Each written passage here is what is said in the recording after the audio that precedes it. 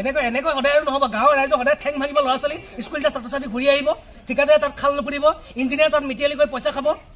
এইটো হ'বলৈ দিয়া নহ'ব। আহিব লাগিব, প্ৰতিজন ইঞ্জিনিয়াৰ আহিব লাগিব, তেতিয়াহে আমি ইয়াৰ পৰা যাম।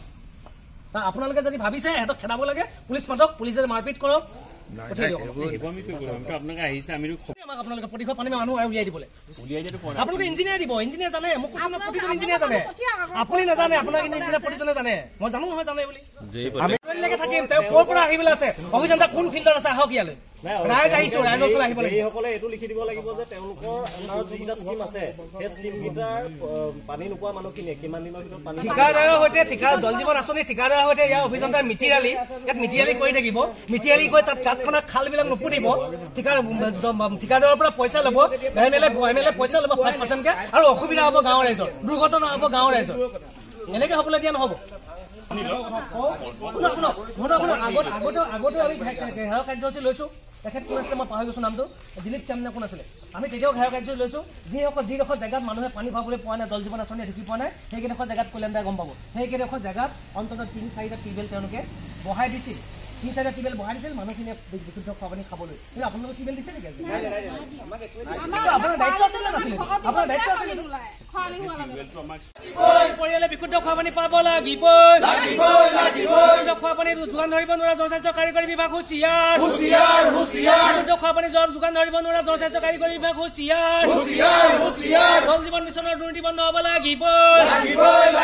জল জীৱন মিছনৰ ঠিকাদাৰৰ সৈতে অভিযন্তাৰ মিতিৰালি বন্ধ হ'ব লাগিবই। জল জীৱন মিছনৰ ঠিকাদাৰৰ সৈতে অভিযন্তাৰ মিতিৰালি বন্ধ হ'ব লাগিবই। ৰাইজক বিশুদ্ধ খোৱা পানী যোগান ধৰিব লাগিব। ৰাইজক বিশুদ্ধ খোৱা পানী যোগান ধৰিব লাগিব। কৃষক মুক্তি সংগ্ৰাম সমিতি জিন্দাবাদ। জল জীৱন মিছনৰ দুৰ্নীতি বন্ধ হ'ব লাগিবই। জল জীৱন মিছনৰ দুৰ্নীতি বন্ধ হ'ব লাগিবই। দুৰ্নীতিকাৰীসকল হুঁচিয়াৰ, ঠিকাদাৰ ইঞ্জিনিয়াৰসকল হুঁচিয়াৰ। আমাক বিশুদ্ধ খোৱা পানী খুৱাব লাগিবই। বিশুদ্ধ খোৱা পানী খুৱাব নোৱাৰা জল জীৱন মিছনৰ কাম নাই। ইনক্লাব জিন্দাবাদ। বিশুদ্ধ খোৱা পানী পাব লাগিবই। বিশুদ্ধ খোৱা পানী যোগান ধৰিব লাগিবই। সংগ্ৰাম সমিতি জিন্দাবাদ। ৰাইজৰ ঐক্যবদ্ধ সংগ্ৰাম জিন্দাবাদ। আপুনি জনস্বাস্থ্য কাৰিকৰী বিভাগ মুৰ্দাবাদ। আপুনি জনস্বাস্থ্য কাৰিকৰী বিভাগৰ কাম নাই। জনস্বাস্থ্য কাৰিকৰী বিভাগৰ কাম নাই। ৰাইজক পানী যোগান ধৰিব নোৱাৰা আমগুৰি জনস্বাস্থ্য কাৰিকৰী বিভাগৰ কাম নাই। সৈতে মিতিৰালি কৰা আমগুৰি জনস্বাস্থ্য কাৰিকৰী বিভাগৰ কাম নাই।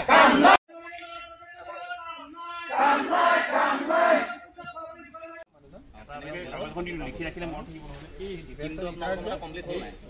নাই কমপ্লিট মানে এইটো তেওঁ আৰু আছে কমপ্লিট মানে এইটো ট্ৰায়েল লাইনত চলি আছে।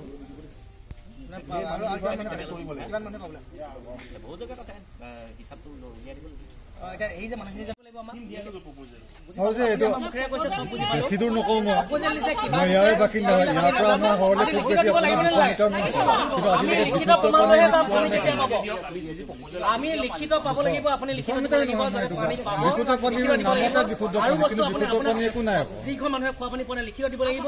আৰু ক'ত ক'ত খোৱা পানী পোৱা নাই, পানী পালে কি হ'ব? আমাৰ যিটো পানী আহে সেইটো মানুহলৈ যাব পানীটো, সেই বিষয়টো তেওঁলোকে জানে। প্ৰতিটো অভিযন্তা আহিব লাগিব।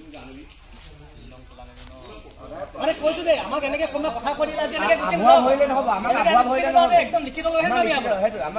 লিখিত লৈ যাম আৰু ঠিকাদাৰৰ সৈতে কিয় আৰু এটা কথা মই সুধিছো, এই যে জেজেম স্কিমবিলাক আহিছিলে আপোনালোকৰ ইয়াত অফিচৰ পৰা কেইটা হৈছিলে? আমাৰ এইটো পঞ্চায়ত এইটো অফিচৰ পৰা টোটেল 93 ৰেট্ৰফিটিং পুৰণা স্কিম।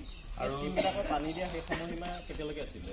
তেওঁলোকে কেতিয়ালৈকে পানী দি পিনি শেষ কৰিব লাগিছিলে? আমাৰতো এতিয়াতো আমাৰ যিখিনি দিছে মে 31 তাৰিখলৈকে তেওঁলোকে ডেট দিছে, মানে যিটো ষ্টেট গভৰ্ণমেণ্টৰ গাইডলাইন সেইটো মতে আমাৰ কণ্ট্ৰেক্টৰসকলে যিবিলাক এতিয়ালৈকে সম্পূৰ্ণ হৈ গ'ল, যিবিলাক প্ৰজেক্ট এতিয়ালৈকে সম্পূৰ্ণ হৈ গ'ল, সেই সম্পূৰ্ণ হোৱা প্ৰজেক্টবিলাকত সকলো মানুহে পানী পাইছে? পানীটো মোটামুটি পাই আছে। মই ফিল্ডত আপুনি যাব নালাগে, কিন্তু আপোনাৰ তলৰ আপোনালোকৰ পঠাব লাগে, আপোনালোকে পঠাব লাগে নালাগে?